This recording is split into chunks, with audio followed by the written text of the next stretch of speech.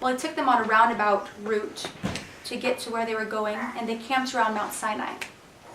And it was here that God revealed himself to the Israelites in his glory. And not physically, but on top of the mountain there was thunder, there was lightning, there was dark clouds, there was smoke and fire and the sound of trumpets.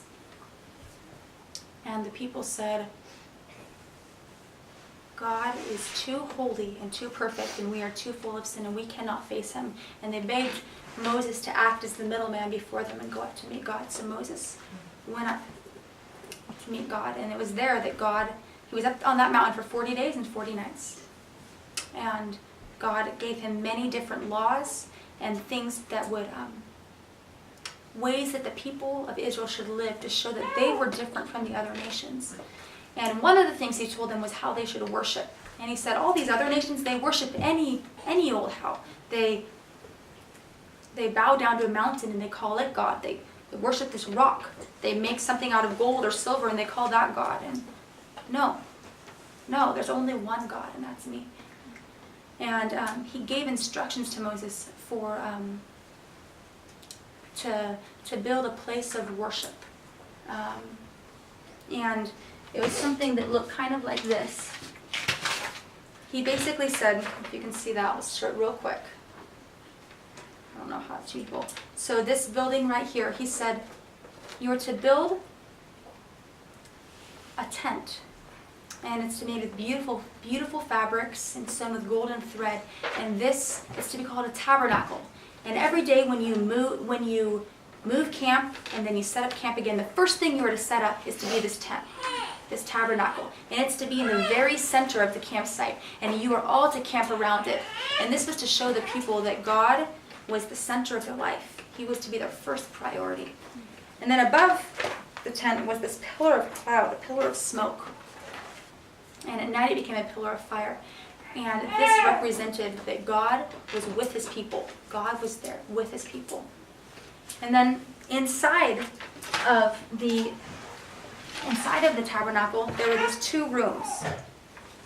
And God said, although I cannot be contained, although I'm everywhere, I'm going to put my glory and my presence in this room. It's called the Holy of Holies.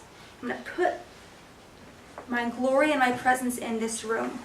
And imagine the creator of the universe choosing to put himself in a place. Like it would be indescribable what that would be like.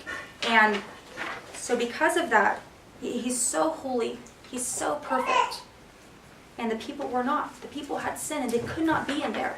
So because of that, God said you need to put a very thick curtain in between between the room where I am and between the people to separate us, because the penalty of sin is death, and they cannot be in my presence because of that. But once a year, a man was chosen to go into this room and to act as the mediator between the people and God. And he would offer a sacrifice for his sins and for the sins of the people. But he couldn't go just in any old how. He had to wash himself. He had to wear white clothes to show purity. And then he had to take a lamb, pure and spotless, and no problems with this lamb, and kill it. And then he took the blood in and he brought it before God.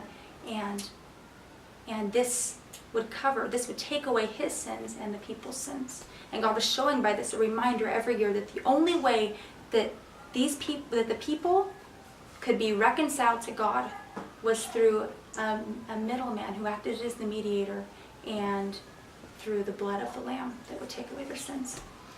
So real quick, in review, the tabernacle was set up to show the people that God is with us.